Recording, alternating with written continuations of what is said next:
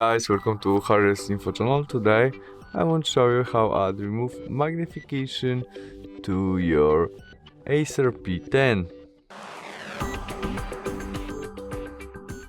Start of opening Google Settings application. In it, look for our accessibility and there scroll to magnification option.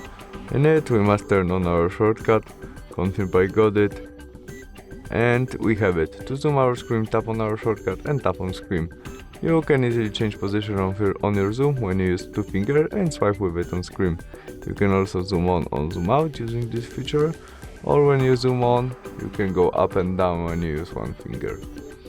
To turn off it, press again on your shortcut. You can also change position of your shortcut when you tap on it and swipe with it on screen and select place when you want it.